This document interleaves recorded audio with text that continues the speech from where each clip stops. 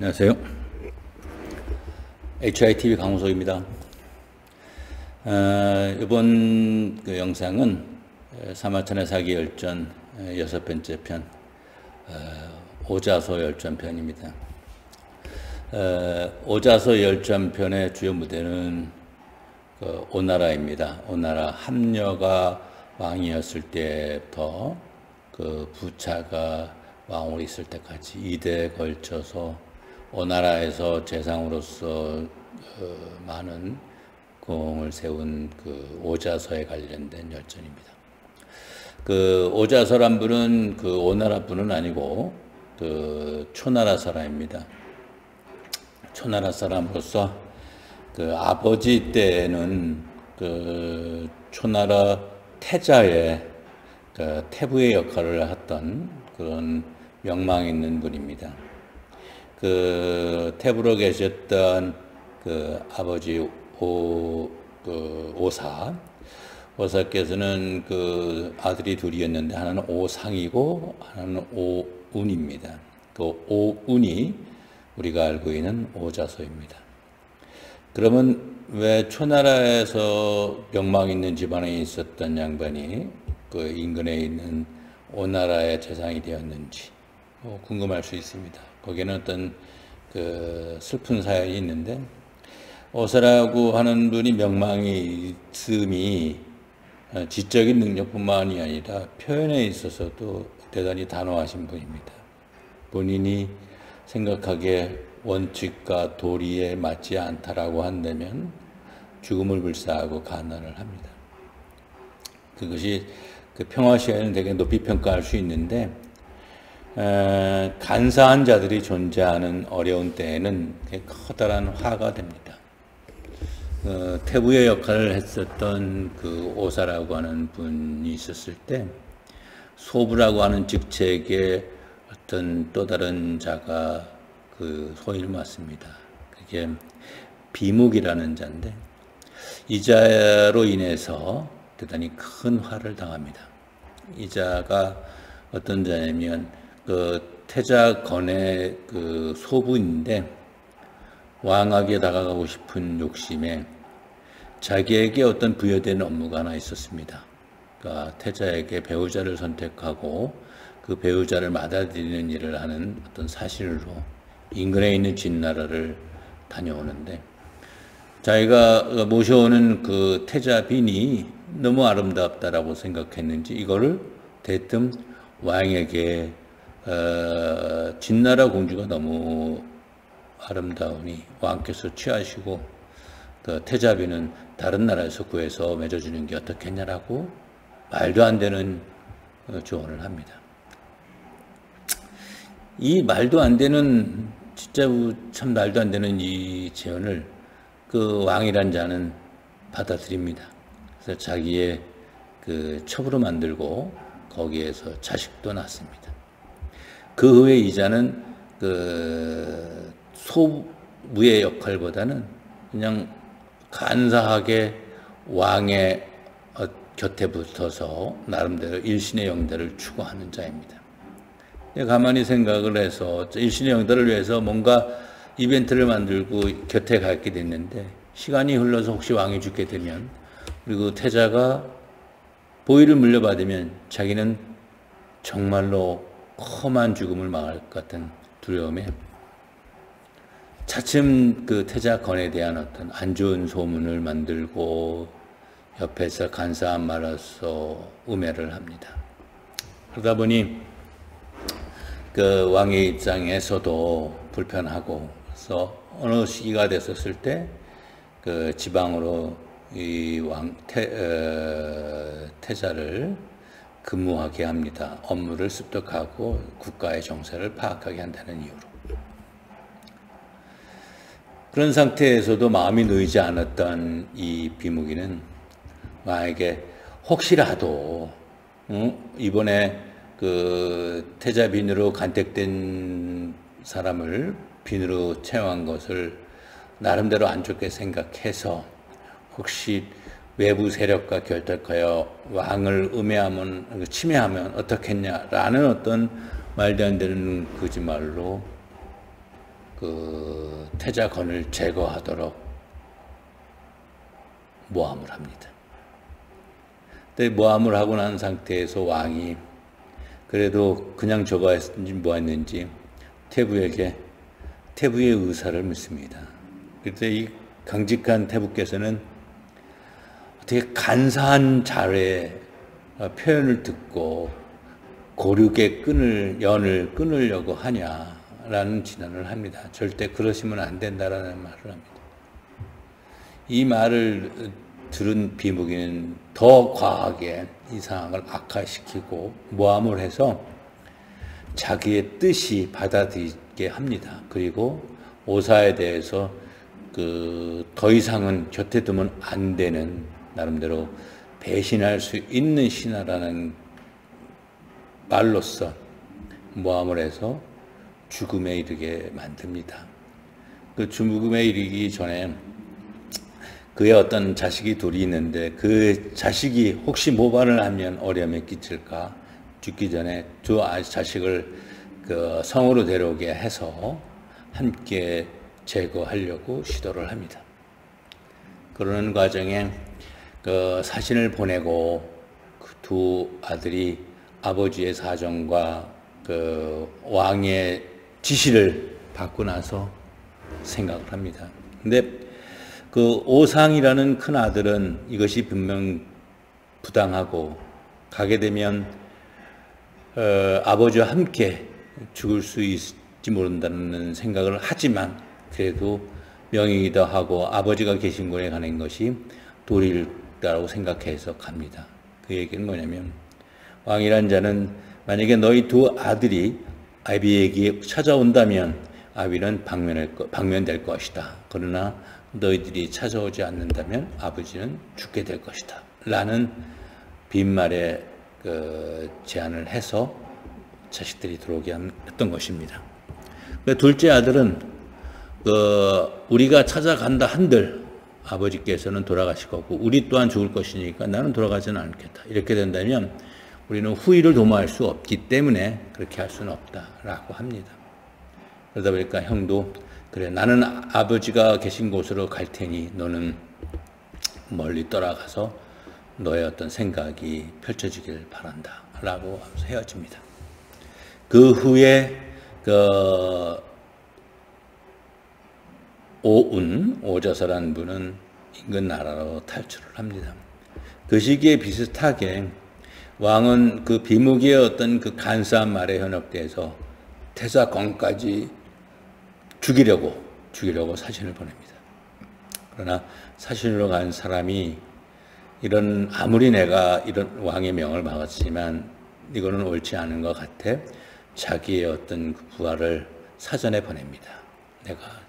내가 태자를 죽이러 가니 그 신석하기 어딘가로 피신했으면 좋겠다라는 언지를 넣습니다.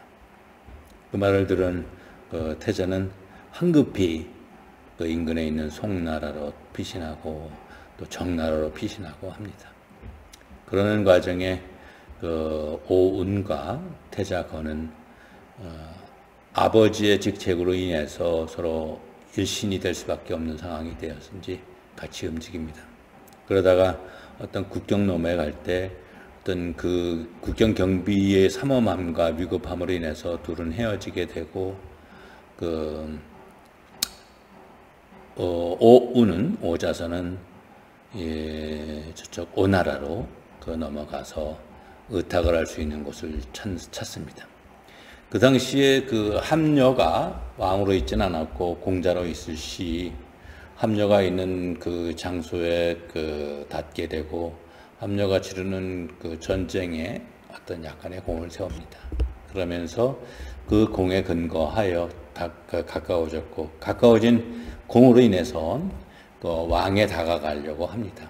근데 그 당시 만났던 공자는 추후에 왕이 되고자 하는 그 목표가 있다 보니 지금의 왕을 만나서 무엇인가를 도모하기보다는 후일을 기다려야 되겠다라고 생각하고 다시 자숙을 하면서 때를 기다립니다.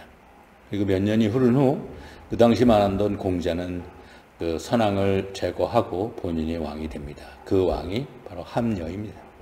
그리고 함녀가 왕이가 됐었을 때 오자서도 역시 중요한 인물로 그 채용이 돼서 제국의 어떤 역할을 할 수 있는 기틀을 마련합니다.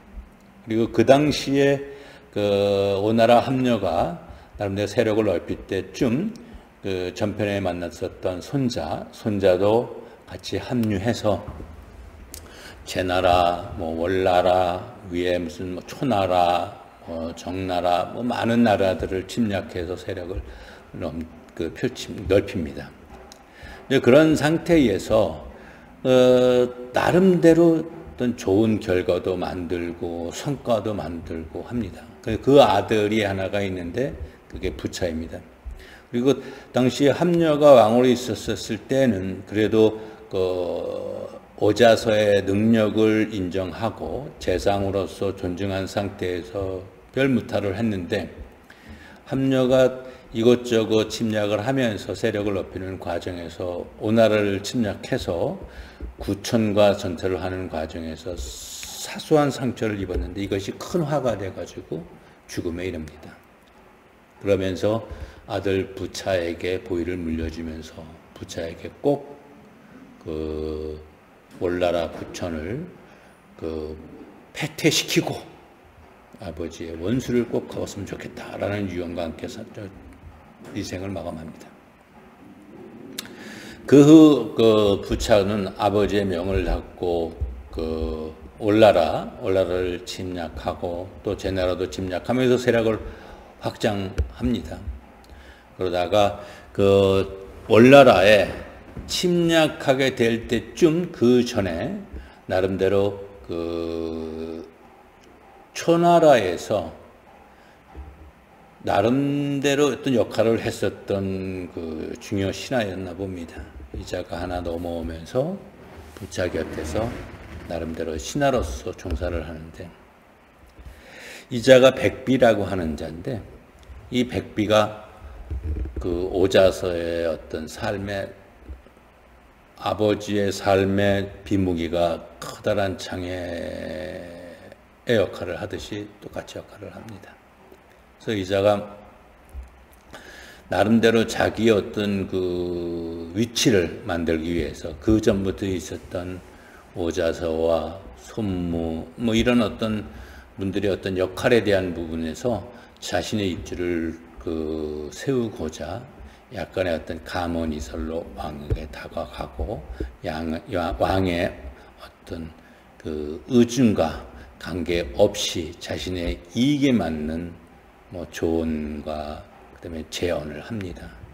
그런 일들이 어떤 일이 되면 그 오나라가 그 월나라를 그 침략을 해서 제압을 하려고 할 때쯤 나름대로 막바지까지 몰려 있었던 구천이 이대로 월나라가 망하는 걸 볼 수가 없어서 항복을 합니다. 항복을 할 때 나는 더 이상 월나라에게 대항하지 않는 신하로서 살 것이니 목숨을 구해주고 내가 그 부리고 있었던 내 가솔들 중 마누라는 왕의 어떤 첩으로 그 데려가도 좋고 그리고 그 내게 있는 모든 것을 다 제거해도 좋으니 항복을 받아주려 한다라는 것을 그 오나라 왕에게 직접 한 것이 아니라 이 백비라고 하는 자에게 대단히 많은 금은보화를 바치면서 화친의 어떤 그 화친이 맺어지도록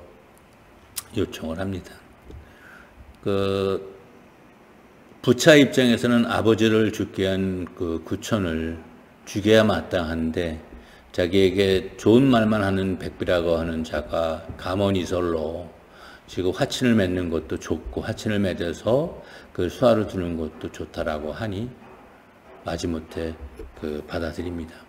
그 당시 오자서는 그 월나라가 갖고 있는 기세도 그렇고 구천의 어떤 그 기백도 그래서 분명히 후환이 생길 것 같아 꼭 죽여서 화를 없앴으면 좋겠다라는 얘기를 수차에 거쳐서 제안을 하지만 백비로 인해서 그 제안이 받아들여지지 않습니다. 그러다 보니까 언젠가는 오나라가 큰 큰 화를 입겠다라는 생각이 들다 보니 자신의 어떤 그 안위에 대해서 그렇게 긍정적이지 않았었나 봅니다. 그러니까 그 아들을 자기가 사신으로 제나라에 가게 될 때 그 자식을 대동해서 간 후 그 자식을 제나라의 어떤 그 대부에게 맡깁니다. 그리고 혼자 그 오나라로 돌아옵니다. 근데 이것이 커다란 학원이 됩니다. 백비 입장에서는 이 모반을 꾸밀려고 하다 보니까 가솔의 중요한 자식을 해외에 놓고 자신만이 들어와서 죽음을 불사하고 반란을 일으키려 하다 보니까 이런 행위를 했다라는 모함을 합니다. 자신의 충언이 받아들여지지 않고 답답한 마음에 미래가 없을 것 같아서 선택한 것이지만 간사한 자에 의해서 또 다르게 포장되고 그것이 포장되어졌을 때 그리고 그 화가 미칠 수 있는 걸로 꾸며놨었을 때는 어떻게 모면할 방법이 없는 겁니다. 그러니 그 부차가 칼을 내려서 죽일 수는 없으니 스스로 자결을 하라고 합니다. 참 안타까운 부분입니다. 저희가 큰 죄는 없는데 이 간사한 자에 의해서 나라가 망하는 꼴을 볼 수밖에 없어서 그리고 그것에 대한 어떤 자기 대비책으로 조그마한 처신을 한 것조차도 자기가 죽게 할 수밖에 없는 상황을 한탄하면서 스스로 자결을 합니다. 그리고 조만간 그 월나라 구천에 의해서 부차도 살해당하고 그리고 자기 월나라와 오나라가 화친을 맺는데 중요한 역할을 했다는 백비조차도 그 월나라 구천에 의해서 죽임을 당합니다. 왜? 자기 나라에게 최선을 다하지 않는 이 매국노 같은 자, 자기에게 이득이 되지 않을 거라고 생각해서 비록 용도에 맞춰서 썼지만 바로 제거를 합니다. 그것이 그와 같은 용모가 어떻게 보면 어떤 그 사마천이 쓴 사기에서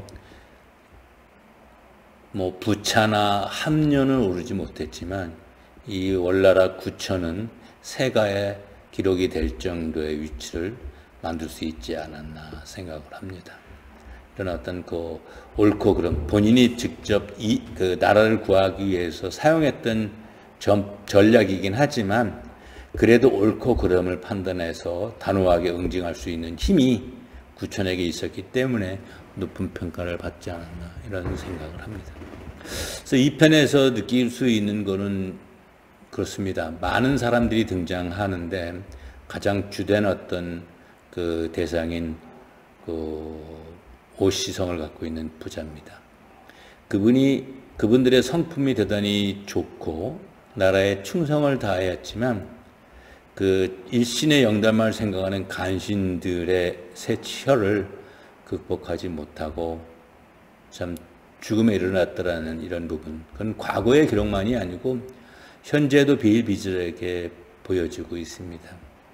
그래서 제가 그 사마천의 사기 열전을 읽으면서 그리고 가능하다면 주변 분들에게 이 사마천의 사기 열전이 주는 교훈을 같이 공감했으면 좋겠다라고 생각하는 부분이 뭐냐면 인간은 여러 분류의 인간들이 존재한다는 것이죠. 자기를 위해서 살아가고 자기를 위해서 남을 해하는 것에 대해서 전혀 부끄러워 생각하지 않고 나중에 자기에게 어떤 경험을 하게 될지는 모르면서도 최악의 어떤 행위들을 하는 그런 것들을 서슴없이 한다는 것에 대해서 참 교훈처럼 느껴야 될 거라고 생각합니다. 그래도 사마천은 그 아버지의 죽음이 예견되고 아버지를 찾아뵙고 아버지와 같은 삶을 살아야 되는 게 도리라고 하더라도 그 도리를 거부하고 또 다른 어떤 그 결과인데 이게 사실 조심스러운 말입니다. 중국에는 그런 얘기, 선비가 자신의 어떤 그 원수를 갚는데 수십 년이 걸린다 하더라도 부끄럽지 않다 이런 말이 있습니다. 그러니까 그것이 선비라 하더라도 분명한 거는 원수는 갚아야 되는 걸로 중국 사람들은 갖고 있는데 바로 그 부분을 얘기하는 것 같습니다. 자기의 어떤 그 도리도 중요하지만 그 큰 어떤 성과, 아버지와 그 형에 대한 어떤 원수를 갚는 일조차 더없이 중요한 일이기에 그 일을 해낸 것에 대해서 그 칭송하는 것이요. 근데 다만 종국에 자기 아버지가 그렇게 되게 했던 자와 비슷한 자에게 똑같은 화를 받았던 안타까움을 표현하긴 하지만 그렇게 말하는 것 같습니다. 우리도 스스로 남에게 칭송이 받는 사람이 되도록 노력하는 것도 맞고, 내 주위에 그런 어떤 결과를 시기하고 음해하는 자가 있음을 인식한 후 최선을 다해서 균형 감각 있게 상대를 자극하지 않는 범위 내에서 현명하게 자기의 성과를 최대한 만들어내는 노력을 해야 되지 않을까 이런 생각이 듭니다. 그리고 본인도 조심해야 되고 주변도 살피면서 본인이 이루고자 하는 성과를 잘 만들어내야 되지 않을까 이런 생각을 해봅니다. 감사합니다. 이것으로서 오자서 열전에 대한 영상을 마치도록 하겠습니다. 감사합니다.